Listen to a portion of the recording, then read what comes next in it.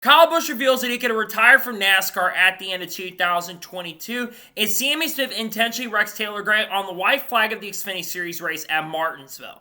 What's going on, guys? It's Daniel, and welcome back to our video. We got to NASCAR and other motorsports story discusser today on the channel. Let's go ahead and just jump straight on those really quickly. We're first going to take a look at a lot of good paint schemes that have been revealed over the course of the last couple days. Let's go ahead and just jump straight into them. The first paint scheme we're taking a look at is Mason Massey's 2025 Jimmy Spencer Throwback, which is throwback to his no bull scheme in 1999. This scheme looks really, really awesome. I think that Alpha Prime Racing knocked this one out of the park. It's really almost spot on. Looking forward to seeing on the racetrack at Darlington Raceway.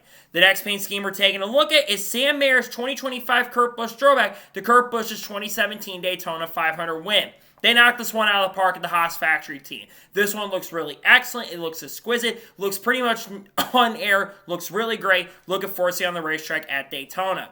The next paint scheme we're taking a look at is Erik Jones' 2025 John Andretti throwback to John Andretti's 1998 car. This looks really good. I think that Legacy did a really solid job. One of the better Cup throwbacks we've seen so far this year. The cars look really good. Looking forward to seeing on the racetrack at Darlington. The next throwback paint scheme we're taking a look at is Dean Thompson's 2025 Jane McMurray throwback to his 2009 Talladega win car. Another really awesome looking Jane McMurray throwback. The colors match perfectly. It looks really good. Looks like the Crown Royal car that Jane McMurray had in 2009. It looks very, very solid and it looks awesome. The next throwback paint scheme we're taking a look at is John Hunter Nemechek's throwback to his father, Joe Nemechek, which is throwback to, I believe, Joe Nemechek's 1997 Bell South scheme.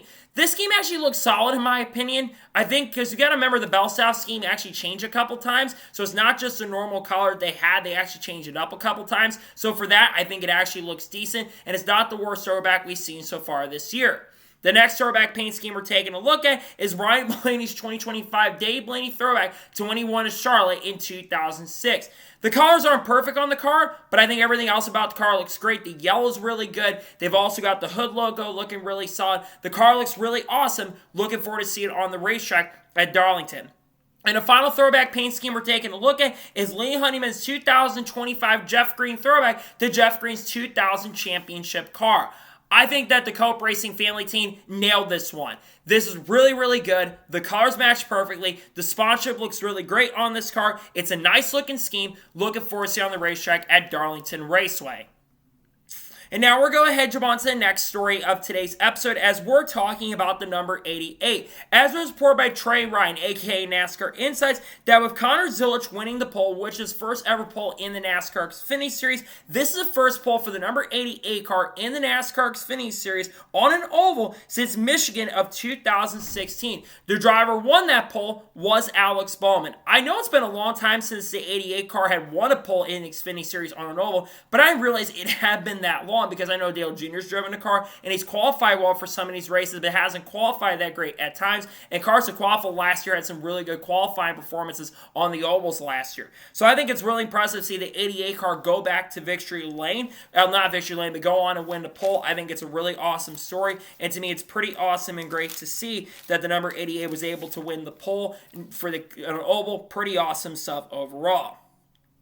And now we're going to head jump on to the next story of today's episode as we're talking about Richard Childress Racing. Now, we're going to talk about the chaos in the NASCAR Xfinity Series race in just a little bit. But with Austin Hill picking up the victory in the NASCAR Xfinity Series in Martinsville, this is the 100th win for that organization in the NASCAR Xfinity Series. Massive congratulations to the team. I think they've got the second most wins or are close to being the most wins in the series, maybe behind Joe Gibbs Racing. RCR's had a long history in Xfinity, say what you want to say about their Cup Series program. I think it's a pretty big accomplishment to see RCR pick up their 100th win in the NASCAR Xfinity Series. Congratulations to Austin Hill on picking up that win. I'm not saying for everyone else in the field, but I think it's pretty exciting to see that they were able to get that 100th win in the NASCAR Xfinity Series. A massive deal for the organization for guys like Kevin Harvick, Jeff Burton, and even Kyle Busch, who almost won last year as well. Pretty big deal to get that 100th win in the Xfinity Series. And now we're going ahead and jump on to the next story of today's episode as we're talking about Lionel. As it was reported by Adam Stern a couple days ago, that Lionel is implementing a surcharge to diecast collectors that are basically being built outside of the United States because of tariffs that are going on currently at the moment. This has been something that's been affecting a lot of people in the industry and every industry across the United States with tariffs going on at the moment. I'm not going to give my political opinions on this situation, but Lionel, obviously, I think that their quality can sometimes not be the greatest from time to time when it comes to their product, but also I will say about Lionel, they are the biggest diecast collectors, and a lot of people do buy a lot of diecast from them. And I think that having this surcharge is going to unfortunately hurt their business quite a bit, which I think is really unfortunate for the business of Lionel. So it's kind of disappointing, all things considered, to see something like this happen, and I think it's definitely very unfortunate for the company, in my honest opinion, even if you're not the biggest fan of them. And now we're going ahead and jump on to the next story of today's episode as we're talking about Progressive. With Denny Hamlin picking up his 55th career NASCAR Cup Series victory, this also is the first win for Progressive, not just in the Cup Series, but NASCAR altogether. Obviously, Progressive announced they were going to be sponsoring Denny Hamlin for quite a few races this year. And they, of course, did do a one-off sponsorship with RFK a couple years ago for Brad Butt and the ownership of the team. But I think this is a massive deal for Progressive and the company. I think it's pretty exciting to see them get a win. This may not be the only time Progressive picks up a win, but it's really cool when a new sponsor that comes into the sport and wants to be involved very closely does pick up a well-deserved win. Congratulations, Progressive, on winning their first race as sponsor. It was a big deal when M&M's got their first win years ago, same with FedEx years ago. I think it's pretty awesome to see, nonetheless, that Progressive was able to win their first race in NASCAR. Congratulations to them on getting it done. It was a well-earned and well-deserved win overall, in my honest opinion. And now we're going ahead and jump on to the next story of today's episode as we're talking about the NHRA. As it was reported by Adam Stern on Friday afternoon that the NHRA has hired Octagon to strategize on its media and content potential, and that it will figure out its next TV cycle coming up in the next year or so. Now, the NHRA does have their current deal with Fox currently at the moment, but it is noted that there is a chance that they can move over to the CW, with the CW looking up their motorsports portfolio, since, of course, they do have the NASCAR Xfinity series right now, but they're looking up that portfolio going into 2027 for the next media deal. And we know that the people from the NHRA, with IndyCar coming in, they are not very happy with some of the advertising that they've seen from IndyCar, and they're not very happy about it. There's a chance NHRA, with a little bit of the fragile stuff going between them and Fox, there is a chance NHRA could move to a different network in 2027 in the next deal. So I think that's going to be something very important to watch. Octagon is a very big agency. We're going to have to watch this very, very closely, because I think this is a very, very big deal for the series as a whole. We'll keep an eye on this as time progresses and goes on when it comes to this, because I think it's going to be a big thing that we'll have to keep our eyes on going forward. And now we're going ahead and jump on to the next story of today's episode as we're talking about Luke Baldwin. Now, Luke Baldwin made his NASCAR Craftsman Truck Series debut on Friday night and was able to get an okay finish in the Truck Series race at Martinsville as he crossed the finish line in 22nd place. Now, Luke Baldwin was very fast in practice. I think he was actually the fastest or second fastest overall in Truck Series practice, and he actually was running very well in the race and was super, super competitive. Unfortunately, Luke Baldwin did make a lot of mistakes in the race and ended up causing a couple incidents. He got into Corey Day, who struggled all weekend, not just in the Xfinity truck race, but the Xfinity race as well. He also got in a couple other crashes throughout the event and got dumped at one point by his teammate. I believe it was Ben Rhodes, I'm pretty sure. And I believe also Jake Garcia got in the back of him as well. I think despite that, he showed a lot of potential in this race. And I get that he made some mistakes. There's no denying that. There's no question about it. But I do think that Luke Baldwin showed he has a lot of potential. For a guy who's never ran a Truck Series race prior to the Truck Series race on Friday night, I think it's pretty exciting to see how much potential that he did show and what he was able to do in this race. And I think the more experience he gets, the better he is going to become as a race car driver. And I think that racecraft for him is going to get a lot better. Just like some of the drivers in these lower series, because I think a lot of the truck drivers are showing a lot more potential than even the Xfinity series currently at the moment. So I think he did a solid job finishing in 22nd. I know it's not the best run for the team, but I think overall finishing in the top 25 in your Truck Series debut and showing some competitive speed, I think that's pretty impressive for Luke Baldwin.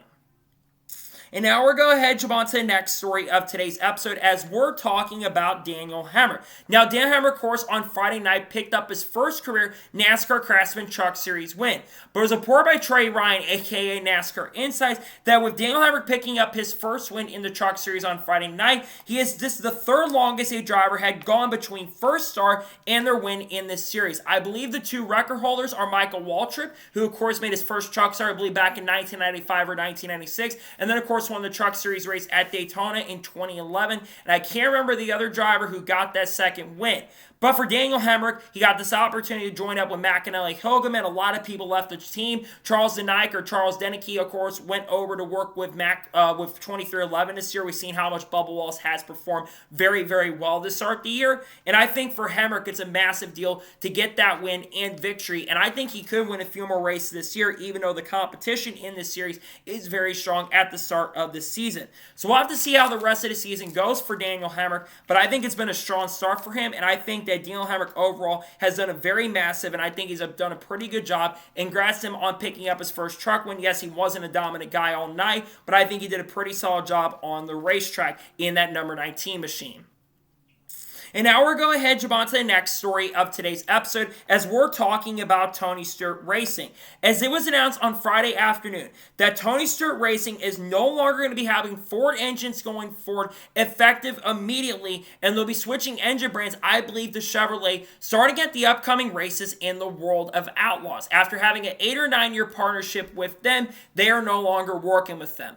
This is a major, major deal. Tony Stewart Racing, of course, has been with the Ford engines since, of course, when Stewart-Haas Racing switched over to Ford in 2017. And, of course, Tony Stewart Racing, because of the affiliation with Ford, same with their Stewart-Haas Racing program back then, they basically had kind of struggled, though, this year. And they've had a lot of success with Donnie Schatz.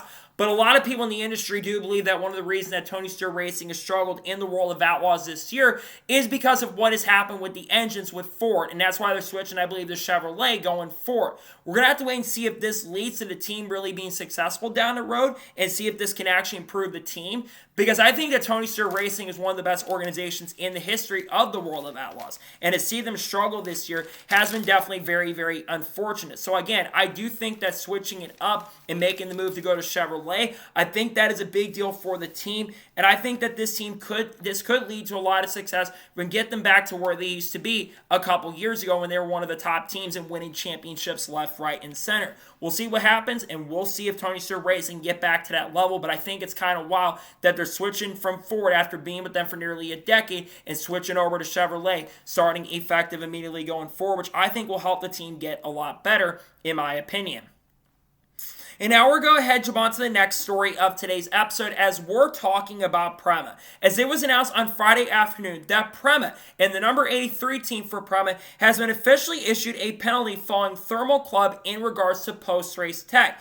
They get a penalty of 10 championship points because they didn't follow certain regulations, and I believe that the organization has been fined $25,000 for this as well. This is second infraction from the Thermal Club. We talked about this, I believe, on Friday, but Colin Herter also was handed, I believe, a 20 or 25 point penalty for something very similar for failing post-race tech and not meeting the regulations in IndyCar currently at the moment. Robert Schwartzman had a very solid run in the 83 car, but they had issues on pit road. And then to get this penalty after what happened at the end of the race, I think is certainly very unfortunate for the Prema organization. There were a lot of questions going into this year on how the team was going to perform and how well the team was going to do. And I think you have a lot of questions in regards to how the team is going to do, right? You don't know where the potential is and where this team could really step up. But getting a penalty like this for not following the regulations, I think that is a massive disappointment for the organization. I get 10 championship points isn't crazy, but that could be 10 championship points that could put you in the leader circle with the charter stuff and all that.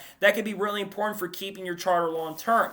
And I think if you get points taken away like that, that could really affect you. So tough break there for the 83 team who's had some good speed to start the year. We'll see what they can do at Long Beach in a couple weeks from now, but tough break to get a pretty massive penalty at the early portion of this season.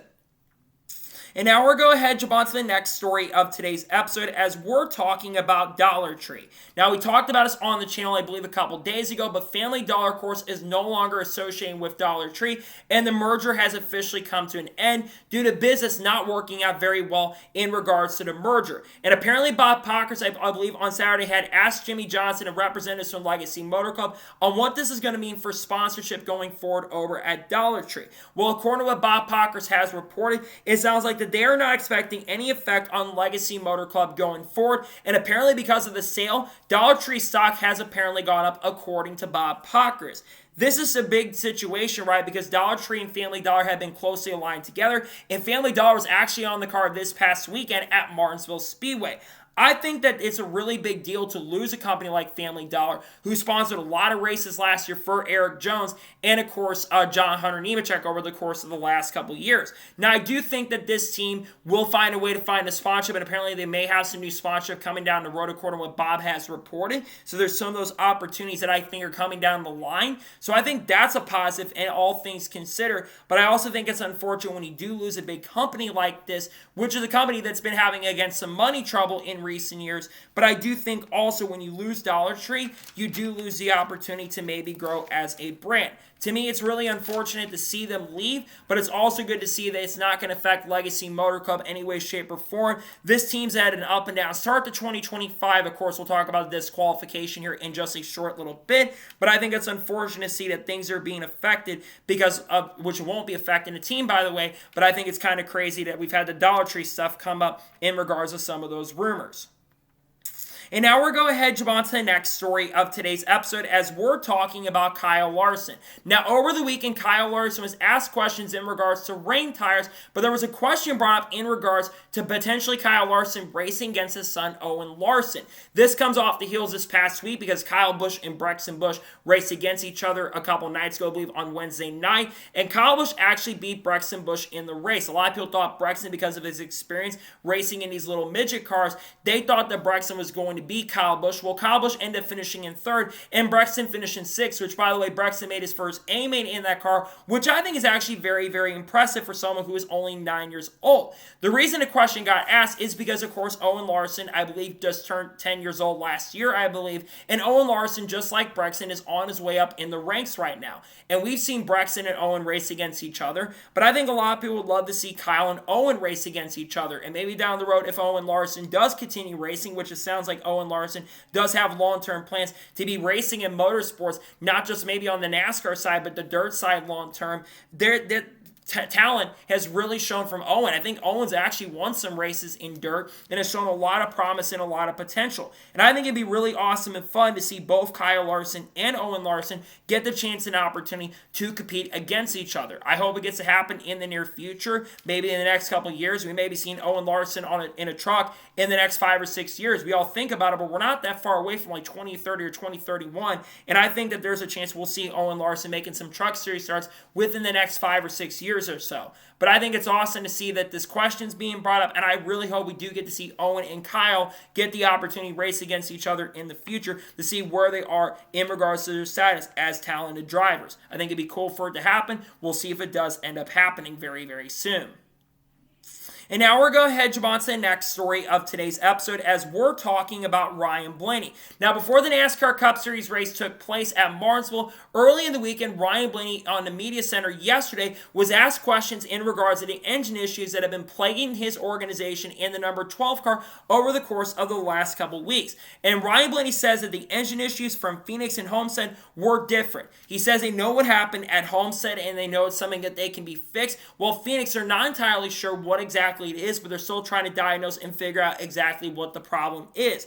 Of course, Ryan Blaney has had a lot of speed to start 2025. The race, of course, at Martinsville did not go so well for them, but they had 3 straight races of having the fastest car. Phoenix had a very strong car in that race. They had an engine failure near the end of the race. And then Homestead, when they had absolutely the fastest car in the event, they had another engine issue. This is something that Team Penske is going to have to resolve because they've been having a lot of engine and electrical issues. Of course, Josh Berry and Austin Cindric in the Cup race in Martinsville, they had issues and problems in regards to electric. Austin Cindric fell out of the race near the end because of that, and Josh Berry went 3 or 4 laps down because of a battery issue, which was affecting Team Penske overall. I think they've got to get this resolved early, and I'm glad it's happening early in the season for them, even though I'm not a big fan of teams having stuff like this happen to them. If they can have this early in the year, they can at least try to find a way to resolve this issue, because them having a little bit of time to work on this, I think that's the most important thing. It is tough, though, to see a team like Team Penske, which has had a lot of success, and for a driver who has really never had any engine failures over the last decade or so, to see Ryan Blaney have all these engine issues is kind of disappointing to see, because I think Ryan Blaney has had a very solid start to the season when you look at the speed. He just hasn't had the overall finishes to go with it. So they got to get these engine issues resolved very, very quickly, because otherwise it could affect the Team Penske number 12 organization going forward down the road. I think it's got to get resolved hopefully very soon, in my honest opinion. And now we're going to head on to the next story of today's episode, as we're talking about Jeb Burton and Daniel Dye. Now, we're going to talk about the Xfinity Series race near the end of the episode. Well, one of the big confrontations that happened after the NASCAR Xfinity Series race at Martinsville is what happened between Jeb Burton and Daniel Dye. Now, going back to the end of the race in the last couple laps of the event, Daniel Dye had made a ton of contact with Jeb Burton in the final couple laps of the event. They were beating and banging side by side, it looked like that Daniel just kind of popped straight through Jeb Burton, and Jeb Burton was not very happy on the radio, and he kind of went all the way down to the medical center and confronted Daniel Dye about what happened at the end of that race, and Jeb Burton was not very happy. There was videos that surfaced of him being really pissed off and really angry, and he said that if Daniel Dye does it again and doesn't show respect to me going forward, I'm just going to plow him basically into the grandstands, and he's not going to basically see what's going to happen going forward. Jeb Burton and Daniel Dye. Obviously, Jeb Burton has had his fair issue of kind of racing people with lack of respect, but I think that Jeb Burton is not wrong in this situation. There's a lot of young drivers in this series that got the rides because they have mommy and daddy's money, and they got a paycheck. And because of this, you have Daniel Dye, which I think Daniel Dye's had an okay season so far.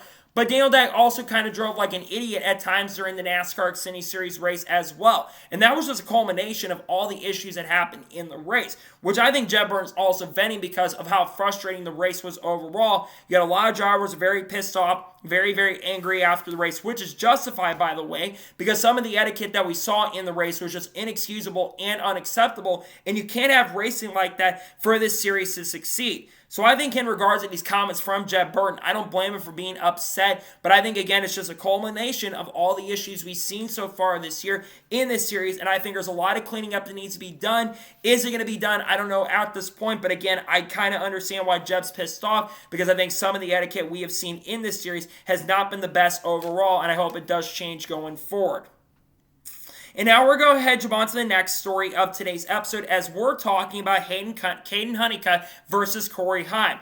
Now, if you watched the NASCAR Craftsman Truck Series race at Martinsville Speedway, you saw the late contact between Caden Honeycutt and Corey Heim. So going on to the third or fourth last restart of the race, Caden Honeycutt and Corey Heim were basically the two fastest trucks for a majority of this event. And they actually battle really hard side by side for the race lead. And Caden actually gets to the back bumper of Corey Heim because for the first time all night, Corey Heim doesn't have the best restart on the track. He gets pushed up the track, pretty clean if you ask me, and they battle side by side down the back straightaway. And then going into turn number 3, it looked like part of the fender was out on the right side of Caden Honeycutt's truck. He would actually hit the right-left rear tire of Corey Heim's truck. That would end up spinning Corey Heim out with the flat tire. Caden Honeycutt would get the lead. Later in the race, Ty Majeski, of course, would end up making a mistake and take out Caden Honeycutt, and that would lead to Daniel Hemric picking up the win and the victory. And they both spoke about the incident, and I feel like Corey Heim had a very mature response by saying, I'm really frustrated about what happened. I'm not really happy about how long the cautions took in the race,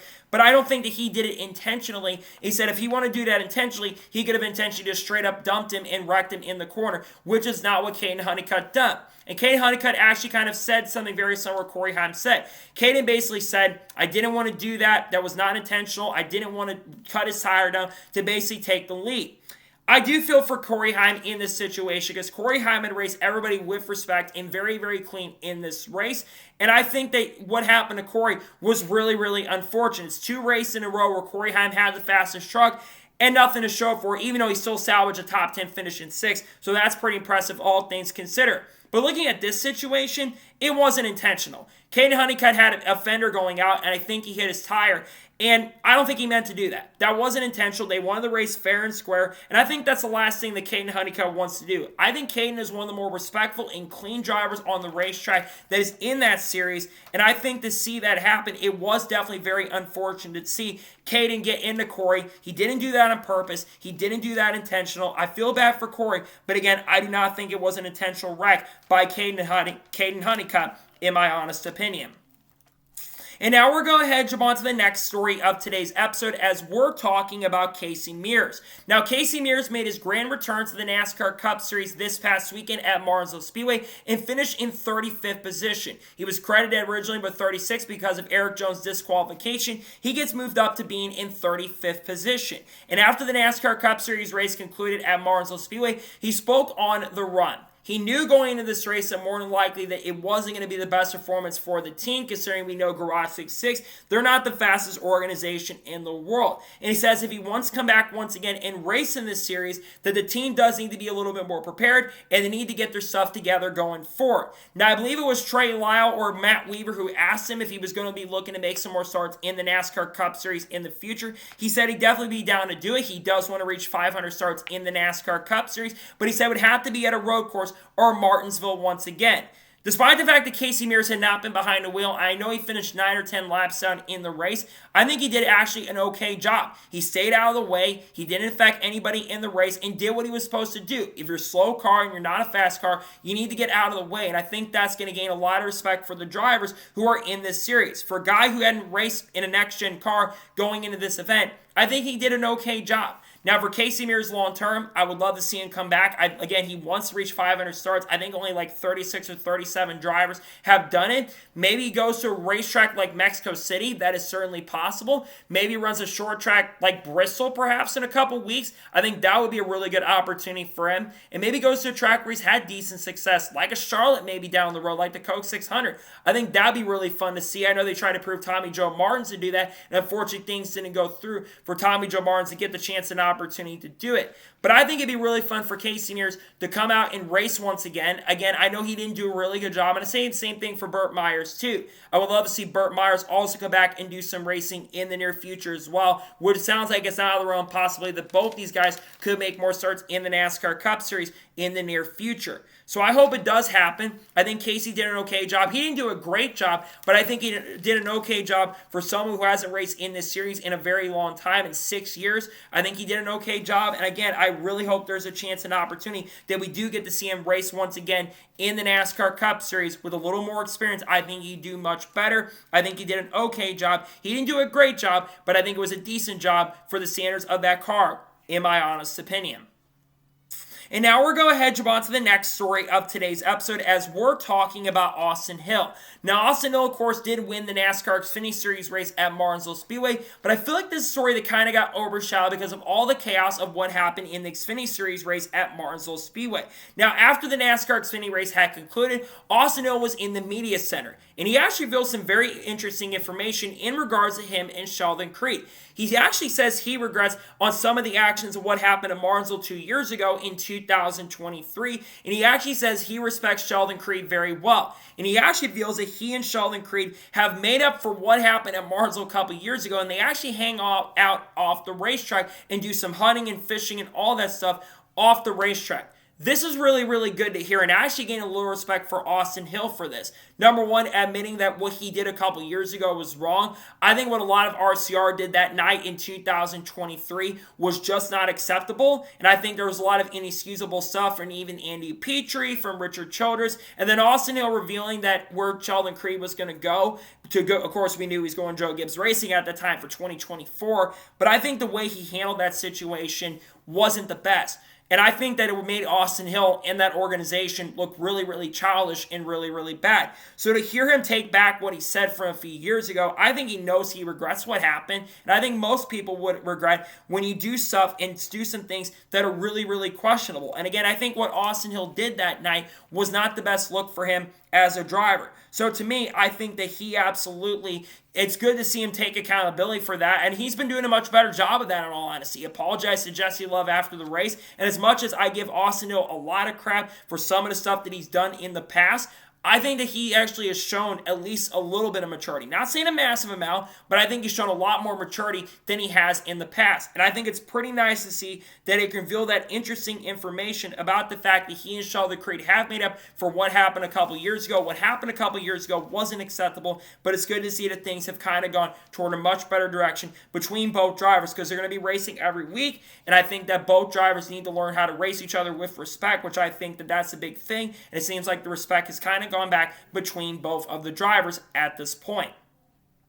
And now we're going to head on to the next story of today's episode, as we're talking about the Stewart-Haas Racing drivers. Now, Bob Proctor's interviewed 3 of the 4 Stewart-Haas Racing drivers, Ryan Preece, Chase Briscoe, and Josh Berry, and spoke about all their strong starts to the 2025 season.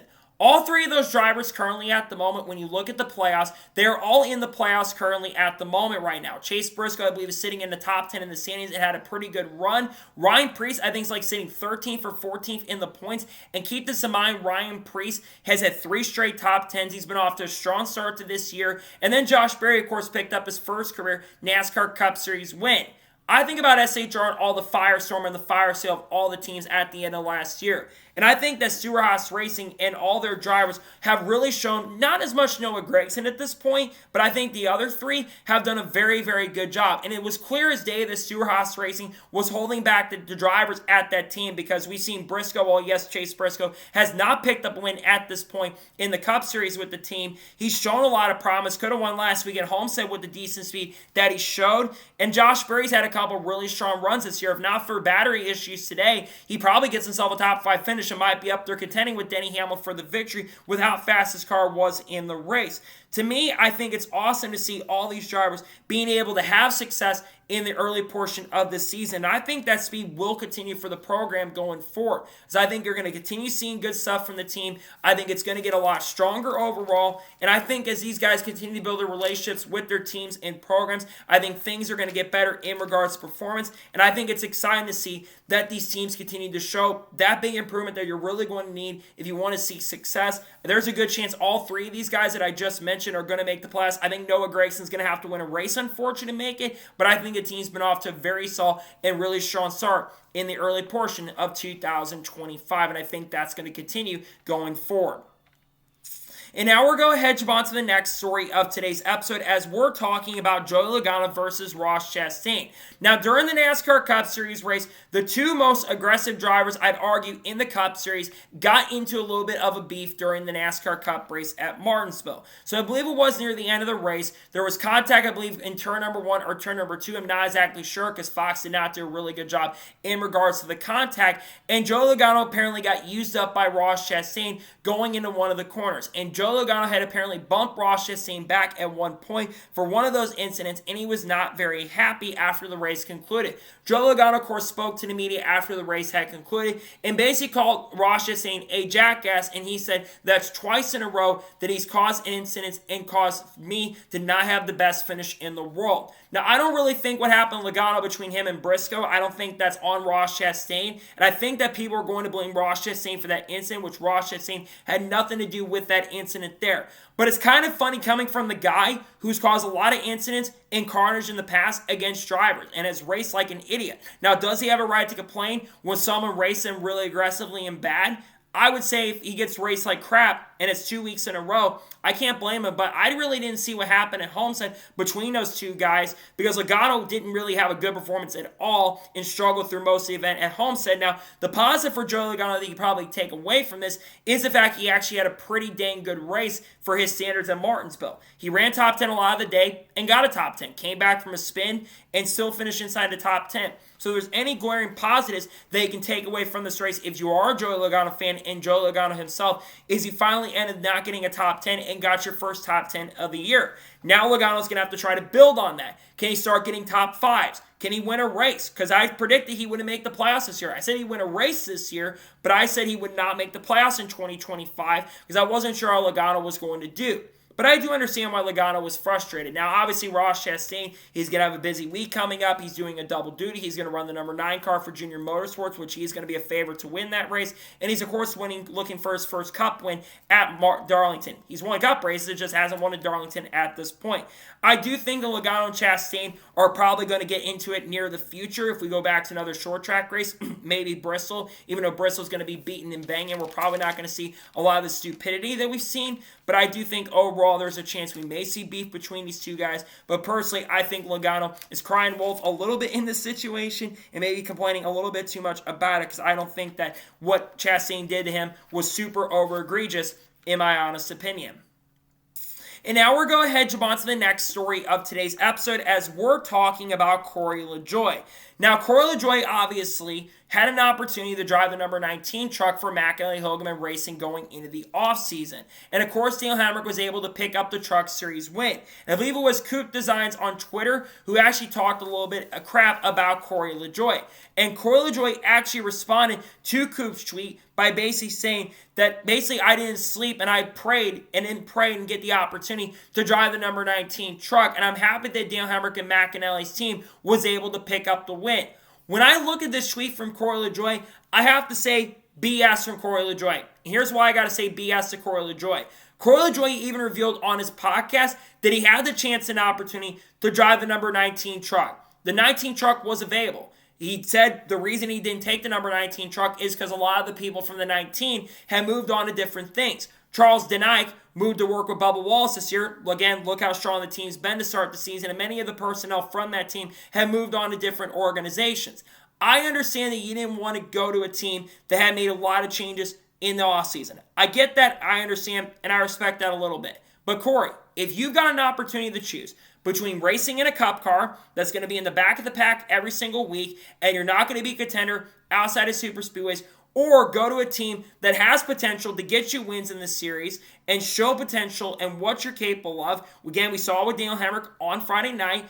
I would take the chance to go race in a truck. And I might lead me to going back Cup racing. And he's like, well, I don't want to race in the Truck Series on Fridays where it's like 10, 12 people in the grandstands. By the way, Corey LaJoie, there wasn't just 12 people. There were 1,000 people in the grandstands for your information in the series. Yes, I know the Truck Series doesn't have the best in regards to grandstands when it comes to people being there. But there were a lot of people that were in the grandstands, Corey. So when I hear Corey LaJoie say some of this stuff like this, I do get infuriated because LaJoie, like I've mentioned, had the chance and opportunity to get into a very, very competitive truck, and he didn't take the chance and opportunity to get into that competitive truck. Again, I know that Corey Heim has dominated this series, and there's a chance maybe Corey Heim wins like every race, which if it wasn't for issues on track, he would win every race at this point outside of maybe Atlanta, and he still had a fast truck at Atlanta. But I think for LaJoie, if you have the chance and opportunity to go to a very, very competitive truck, I would have taken that chance and opportunity. And to see him kind of deny that opportunity and kind of just lose the opportunity because he didn't want to take an opportunity in a good truck kind of blew my mind. And again, he says he wants to race on Sundays. Again, we respect he want to race on Sundays. But again, if you have the chance and opportunity to compete on a really strong and really, really good team, again, I would have taken that chance to go to that really good team. That's just how I feel, though, because I know I'd have a chance and opportunity to maybe go out there and compete for a win. So for LaJoie, he's going to be sucker Rick Ware this year, and I think that some of the comments he made were kind of unprofessional in some senses, and I think he kind of lied in the comments. He lied that he didn't get the opportunity, which is BS. He even said in his podcast that he got the chance and opportunity, and I do think that some of the things he said about it were not the best look for Corey LaJoie, in my opinion. And now we're going to jump on to the next story of today's episode as we're talking about Erik Jones. As after the NASCAR Cup Series race had concluded at Martinsville, post-race tech had officially got done, and Erik Jones has officially been disqualified from the NASCAR Cup Series race at Martinsville Speedway. The reason Erik Jones had been disqualified and was not credited with 24th and said he finished his 38th is because he failed on the minimum weight. Meaning that, like I said, Erik Jones drops from 24th position all the way down to 38th at the end of the day. This means that Brad Keselowski gets promoted from, I believe, 27th to 26th. I believe that John Henry Machek gets promoted from 25th to 24th. And Alex Bone moves up, I believe, the 27th or 28th place in the race. This is pretty significant for Hendrick Motorsports fans, by the way, because technically you actually have all 4 Hendrick drivers that are inside of the top 4 in points. Technically, he's tied with Christopher Bell, and Bell does get the tiebreaker. So technically, Bowman's in 5th, but still a really strong year for the Hendrick team, despite Alex Baldwin not having the best race, and William Byron, same as well, not having their best races at Martinsville. For Erik Jones, this is really, really unfortunate because Erik Jones is not the guy who works on the cars. Erik Jones is just a driver. He's not there to build and work on these race cars. And it's interesting that you actually pass pre-race tech for the weights being there, but you fail post-race tech. Now, sometimes you can have tungsten that gets out of the cars, and we're not exactly sure what the numbers are going to be. NASCAR did not do an explanation. And the reason is because Erik Jones is finished 24th in the race. I think the big question is going to come out, will Legacy Motor Club try to go ahead and appeal this penalty? And if you want my opinion, I don't think they're going to appeal this, and here's why. This isn't like when Alex Bowman got his penalty last year, which is actually the last time in the Cup Series we've seen a disqualification. Alex Bowman had a bunch of stakes, and they actually didn't appeal it. But I think it's very similar to the Ryan Blaney stuff. And when Ryan Blaney had a good finish at Vegas, but then he got disqualified, then they appealed it, and they actually won. Of course, it's not the same thing with Parker Kligerman, because actually Kligerman got the same penalty. They had won the race originally, and then Corey Heim got credit with the win. They appealed it the next week, and then they lost their appeal, and they were going to run the postseason potentially had they won their appeal. But of course they didn't, and they're going to actually be running next week at Bristol for Henderson. But I think it's a big deal for Erik Jones, right? Because Erik Jones had an up-and-down start to the season, and Legacy has shown a lot of promise and a lot of potential early in the year. So to have a disqualification like this come up is very disappointing and really unfortunate for this team, because I know that Legacy wants to get better as a team. We talk about some of the sponsorship issues come up with the program very, very recently. And overall, I think if you're Erik Jones and you're an Erik Jones fan, I can understand the frustration, because I know you want your team to be a lot better than they are, and you have stuff like this come up. Again, difficult situation all around. This is also, I believe, the second time Erik Jones has been involved in a disqualification issue. Considering with Erik Jones, you think about 2019, I think it was Richmond in the spring or fall race where Erik Jones finished 3rd across the line. Then he got disqualified for tech issues. We've seen Jimmy Johnson have this issue as well. We've seen a lot of technical issues come up in recent years, and it's disappointing to see that Erik Jones and Legacy Motor Club failed on the minimum weight, and I don't think that they're going to appeal it, in my honest opinion. Tough break for the team, but they're probably not going to appeal it. And now we're going to jump on to the next story of today's episode, as we're talking about the Xfinity Series race from Martinsville Speedway. I did a little bit of a rant on the race and spent a lot of time talking about the racing etiquette. And I'm going to try to be a lot more calmer in regards to the race from Martinsville Speedway. But there were a lot of people, and not just including me, that were very frustrated with the end of the race. You have multiple YouTubers, Nikolai P. Kolb, Eric Eastep, Jet did a video talking about this race, but it just wasn't those people. You had former drivers and current drivers that were very frustrated with the race. Dale Jr. tweeted out by basically saying, "This place is great and has great history," and he says this series deserves better. Denny Hamlin, who won the Cup Series race earlier today, talked about how bad it was and says that there needs to be penalties to stop this crap, stop this garbage going on, and called the race garbage. Justin Allgaier, after the race concluded, he basically said that what happened at Martinsville during the night was unacceptable. And there was a lot of people. Bubba Wallace, who had a really good run in the Cup Series race, he was frustrated with the event. Mark Martin said, "Are you not entertained?" in a sarcastic way. Jeff Burton, who has his son Harrison racing currently at the moment, he said these guys need guys like, wish they probably raced against guys like Tommy Allison, Jack Ingram, and Sam Ard back in the day. The problem with, and this is the thing with the race itself was just not very good. There is a difference between racing and a demolition derby. If you want to go see a demolition derby, go to your county fair. Go to your local track that has a demolition derby. We don't need this kind of stuff in the Xfinity Series. And the problem is that this is not the first time, even in the Xfinity competition at Martinsville, where we've seen stuff like this. The lower series, especially Xfinity, have devolved into chaos. And I think even drivers like Jeremy Clements have said there needs to be officiating done. I think there has to be something done about the racing etiquette, because the guy who won the race ran over multiple people in the event. Sam Mayer caused multiple crashes throughout the race, and we're going to talk about the Sammy Smith and Taylor Gray incident here in just a short little bit. But I think the racing etiquette was just unacceptable in all forms, in all standards. And the problem is you have this win in your in system, which is a major problem, and I think that causes some of the stuff. But I think when you have a lot of young drivers who don't have to pay for things, they have their mom and dad helping them in regards to their paycheck, and they have massive sponsorships really helping them, it creates a lot of these messes and a lot of this chaos. And it really hurts the product. It hurts the series as a whole. Because I love the Xfinity series. I love Martinsville. Lane Riggs said it best. He's not a fan of Martinsville because of the racing etiquette. I don't blame him for being upset. I don't blame any driver for being upset, because I would be upset too if I was in that race and I was participating and doing all the garbage. Harrison Burton got used up multiple times. Same with Carson Quaffle. He did nothing wrong. And the guy who probably should have won this race got taken out. To me, there has to be massive changes that happen in this series very, very soon. I'm not exactly sure what needs to be done, but the racing etiquette was unacceptable on Saturday night and needs to change soon. And I think that there need to be drivers parked. We saw Ricky Stenhouse Jr. get parked back in 2010. Why can't we park drivers who are racing like idiots? It has to change soon, and I really hope the racing etiquette gets better soon, because it's turning into Wild Wild West in this series, and some of these guys are going to be in Cup soon. Say which one is, hey, guys like Connor Zilic, Jesse Love, who's making his Cup debut, which we're going to talk about in just a minute. I think there's got to be changes to the racing etiquette, and it's got to change very soon. Otherwise, we're going to see more of this happen, and it's all going to lead to the Cup Series, which none of these Cup guys want. Ask the drivers how they felt after the race. They were not happy about the standards.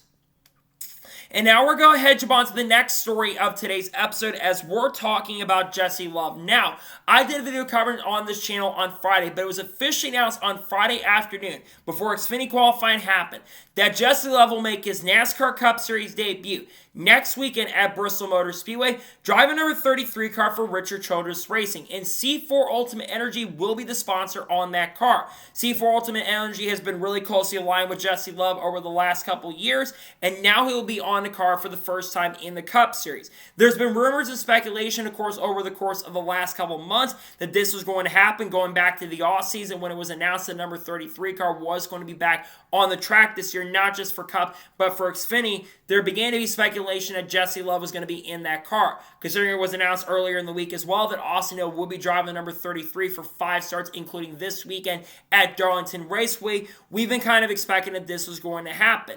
Jesse Love, in my opinion, is a very, very talented young prospect and has shown a lot of potential in the NASCAR Xfinity Series this year. He, of course, did pick up a win at Daytona in the first race of the year, and he's had a lot of really strong and great runs. He had his worst performance of the year at Martinsville, and he showed a lot of promise in the race as well and ran like a pinball the whole entire night.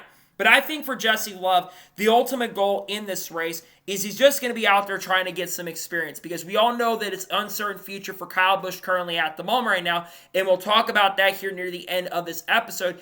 But he has got a guy, in my opinion, that has a lot of potential to do very, very good. Another question that's going to get asked is will this be the only start for Jesse Love in the Cup Series this year? I don't think so. I think Jesse Love is going to make more starts this year. I think they're getting him prepped for 2026 to potentially either replace Kyle Busch or Austin Dillon.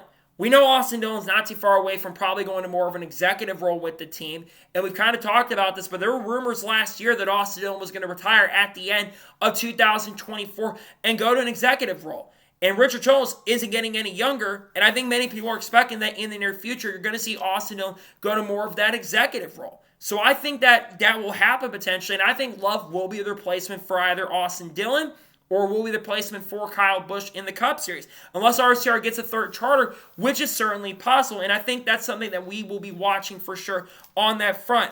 But I'm excited about this. I think the goal should be top 25, because RCR short track program, which they showed in the Cup race today, they showed a lot more promise and potential. Both cars ran top 20, which is something they did not do last week, I will say, in prior years. They actually showed some decent speed, which I think is promising for the team and organization. But I do think overall, I think for Jesse Love, the goal, just do the best you can out there. Show potential. Show what you can do in that car. I get the car's not going to be super quick because the Cup program isn't as good as the Xfinity program, but I think long-term there's a lot of potential with this driver. I would put him as the third best prospect in the lower series, behind Corey Heim and Connor Zilic, who are first and second on the prospect list, but Jesse Love's a close third. We got to see Connor make his debut with the Red Bull colors, and now we get to see a chance and an opportunity for Jesse Love get that chance to make his Cup Series debut. I really hope he can do a good job. I think he is going to be very, very fast in that car, and I think there's a good chance he could get a top 20. We'll have to see if the RCR cars are very, very competitive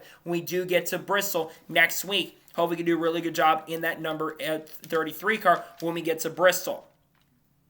And now we're going to jump on to the first of two major stories in today's episode as we're talking about the Taylor Gray and Sammy Smith incident. Now, we already talked about all the chaos from the NASCAR Xfinity Series race at Martinsville, but the cherry on top was what happened between Taylor Gray and Sammy Smith. On the final couple restarts of the race, there was a lot of contact between both of these drivers. On the second to last restart, Sammy Smith restarted third and moved Taylor Gray out of the way up the racetrack. It was a little bit dirty of a move from Sammy Smith, but not the worst egregious move of the night that would take place. Then during the caution, because there was a caution that would come out, I believe, from Matt Benedetto, we saw Taylor Gray go up this car and flip Sammy Smith off. And Sammy Smith was seen right after that, wasn't happy, apparently swerved at him. Going into the next restart, Taylor Gray restarts behind Sammy Smith. And it's all fair game, in my opinion. Runs in the back of Sammy Smith, moves him up the racetrack. It actually was a cleaner move that Taylor Gray made than Sammy Smith. And Taylor Gray gets the lead, and they're side by side, but eventually Taylor Gray is able to clear, come into the white flag. And it looks like Taylor Gray is going to run away and win this thing. Not so fast. Sammy Smith completes, he sends it in the corner, not even going to make the corner, and just straight up drills into the back of Taylor Gray, spins him out, not only wrecks Taylor Gray for the win, but wrecks himself, turns his teammate, and a big crash ends up happening at the end of the event. The second time a Taylor Gray has been taken out of a win that he probably should have gotten.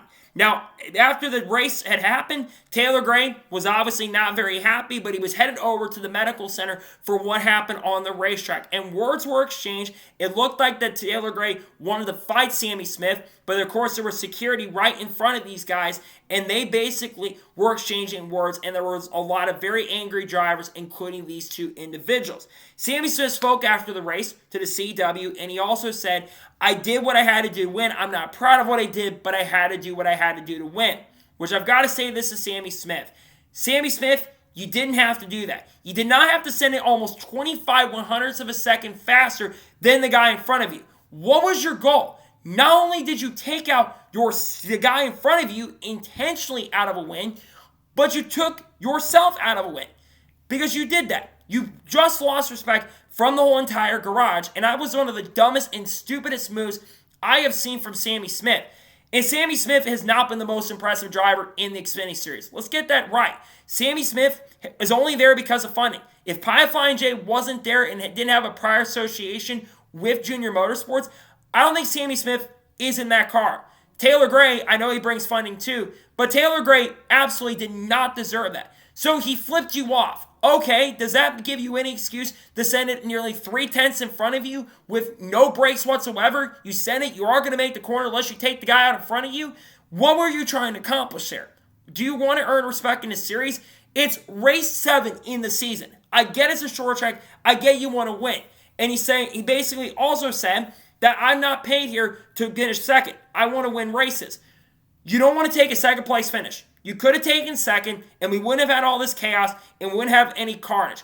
At least if the guy that should have won, that being Taylor Gray, won, we wouldn't have had the situation that we had in the first place. Instead, we have a guy that shouldn't have even been in the position and probably shouldn't even be in that car. If you want my opinion, I think that Sammy Smith, in regards to penalties, I think he should be suspended. I'm not sure if he is going to. I think most likely what's going to happen is he's going to get a very similar penalty that Austin Dillon got last year at Richmond. Austin Dillon, after intentionally wrecking Joey Logano and Denny Hamlin, he got a 25-point penalty after that. I think there's a chance you see penalties for Sammy Smith. NASCAR has to do something about this. You cannot have guys that are just sending it in corners and admitting that they're doing it intentionally too. You can't have this happening. It's got to change. The racing etiquette in these series has to change and get better. What Sammy Smith did was unacceptable. I feel terrible for Taylor Gray because what happened there was inexcusable and unacceptable in every way, shape, or form. And it was a bad case of just drivers not using their heads. I feel terrible for Taylor Gray. Sammy Smith deserves to be parked. I think he should get the Ricky Stenhouse Jr. treatment personally for a couple weeks and put someone else that's talented in that car because Sammy Smith has been the worst driver of the 4 drivers on that team and probably doesn't deserve to be driving the 8 car. He shouldn't be there. Put someone else like Connor Zilch in that car and switch them all around to just get a message. Frustrating situation all around, and I think that Sammy Smith deserves some big punishment for what happened there, in my honest opinion. And now we're going ahead, jump on to the final major story of today's episode as we're talking about Kyle Busch. Now, Kyle Busch earlier today was being interviewed by people from Fox Sports before the NASCAR Cup Series race began. And Chris Myers actually asked Kyle Busch a very interesting question. This came after the fact that Kyle Busch was racing against his son Braxton Busch at the race that happened earlier this week. And Chris had asked Kyle about his long-term future and asked, are you going to retire? What is your current deal? And when are you going to retire in the future? And Kyle Busch revealed some very interesting information during that interview. He revealed that he actually could have retired at the end of 2022, but still wanted to race in the NASCAR Cup Series and still wants to be competitive in the sport. Plus, he does reveal that he still wants to get paid for his son, even though his son does bring some sponsorship and funding from ServPro and a couple other companies associated with him as well.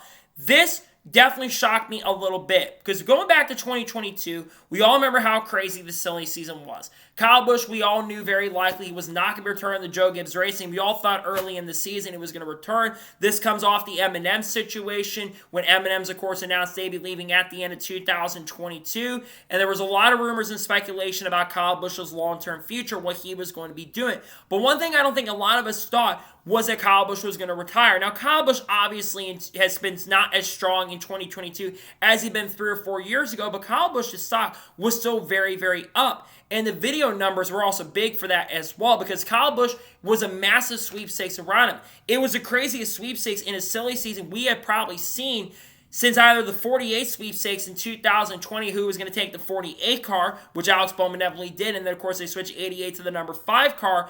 And then, of course, you did have the other situation that ended up happening with, who was the stuff with Dale Jr. in 2007. Because Kyle Busch, while yes, he wasn't as strong in 2022 and 2021, he still was a very, very solid driver. But then obviously we all knew he wasn't going back to Joe Gibbs Racing. So to hear that he could have retired at the end of 2022 is absolutely shocking. And Kyle Busch still wants to be a very competitive driver. And then, of course, he went with Richard Childress Racing. But there were so many teams that he was rumored to be going to. Stewart-Haas Racing. SHR was a team that, while yes, they weren't as strong as prior years, they were looking for a driver that was good. Plus, at the time, I believe Erik Jones had announced he'd be retiring at the end of 2022. And definitely Erik Jones announced he had signed an extension with the team for at least a year. And, of course, retired from full-time Cup racing at the end of 2023 and went down to race in the NASCAR Xfinity Series where he did get in a fight with Erik Jones with Bubba Wallace, in a competition meeting. And then Colligan apparently approached Kyle, and Chris Rice did confirm that they were in preliminary talks for Kyle Busch to go to Colligan Racing, and it sounded like that deal was very close to getting done, but the deal fell through. And then Kyle Busch, of course, had the opportunity to go to 2311 Racing that had been brought up as a possibility, but of course Kurt Busch was still over there at the team, and he had Tyler Reddick who was joining up. And then with all the Tyler Reddick stuff that happened, it left the door open to go to Rich Childress Racing, and that left the door open there. And now this leads to the other question because we've already talked about Jesse Love. We know he is going to be a driver that is in Cup, at least on a part-time state this year. A big question that's been asked recently is how long is Kyle Busch going to race in the sport?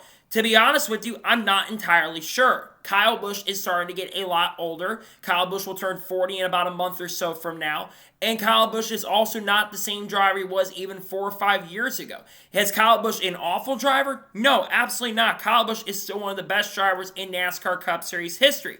But in the Gen 7 car, Kyle Busch has not been that great. 2023 was a very strong start for Kyle Busch. But this leads to the big thing because Kyle Busch is the number 1 free agent right now currently at the moment. Now we know Kyle Busch seems to be a lot happier right now with Rich Childress Racing. And I think one of the reasons why he's trying to make this work with RCR is because of the fact that Kyle Busch, what other teams and what other options are out there for Kyle Busch after this season? Hendrick Motorsports, they're set. I know there's always rumor about is Alex Bowman going to lose his seat, but with how good Alex Bowman's been to start this year, you don't replace Alex Bowman.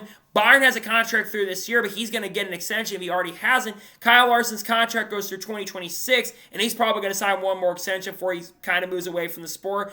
And then, of course, Chase Elliott has a contract through 2027. Hendrick's in a much better position. And Bowman's in a better position as a driver at the moment than Kyle Busch. People bring up 2311, maybe takes over from Riley Hurts, but you got Corey Heim waiting in the wings. And Bubba Wallace, he's been really strong to start the year. And Tyler Reddick, same thing. They both had good starts this season. People are going to say Trackhouse, and I think Trackhouse is a possibility if Suarez goes away and doesn't return to the team next year. But SVG hasn't looked fantastic to start the season. I know he's a rookie and all, but he hasn't looked great at all outside of Coda. And then, of course, you have Connor Zilic, who I think many are expecting are going to take over the 99, unless, of course, they keep Zilic in for one more year, which is certainly possible. Then maybe you can put Kyle Busch in that car. But then you got Spire Motorsports, and Spire is a solid option, but McDowell's got a multi-year deal. Justin Haley, there's a lot of talk about him maybe going to Hendrick Motorsports in the not-so-distant future, especially with Spire having a really close line deal with Hendrick now, and Hosemar's not leaving Spire for the near future. So outside of that, what do you got? You got Colleague, maybe Colleague. That would be one I'd be looking at for sure. But honestly, I don't know if Colleague Racing would be a great option at this moment. Colleague Racing's actually shown some speed to start the year, but is Colleague better than RCR? I don't know, to be honest, right now. I don't think in Legacy, they're not in the best position. They just got a disqualification issue come up recently. So that's the thing. I just don't know for Kyle Busch if anything's better than RCR. Now, down the road, I think a lot of rides are going to open up because there's a lot of contracts that come to an end at the end of next year. But I think for Kyle Busch at this point, there's a chance he stays put. I know Joe Gibbs Racing's an option, and we don't know how long Denny Hamlin's going to be around. And I think that'd be a good option for Kyle to go back maybe and bring the 18 and get rid of the 11. But the 11 has such a big connection with Joe Gibbs that I'm not sure at this point. To me, I don't know what happens with Kyle Busch long term, but I think there's a chance he stays with RCR next year. I think that's the most likely scenario and most likely outcome for Kyle Busch going forward. So, that is going to today's long NASCAR news and motorsports news episode. I want to thank you guys for watching. Please subscribe to the channel, notifications on, so if I win a video, it does go live on my channel. Follow me on Facebook and Instagram, and support me on Patreon as well. Listeners below that, and comment your thoughts below on today's episode. You think Kyle Busch stays with RCR next year, and what are your thoughts about him? Maybe he could have retired at the end of the last couple years ago. Let me know your thoughts in the comments below. And what are your thoughts about the Taylor Gray and Sammy Smith stuff? Let me know your thoughts in the comments below. Tomorrow on the channel, we're going to have talk about, we're probably going to do the intros video for the Cup race at Darlington, and there might be some other content dropping as well.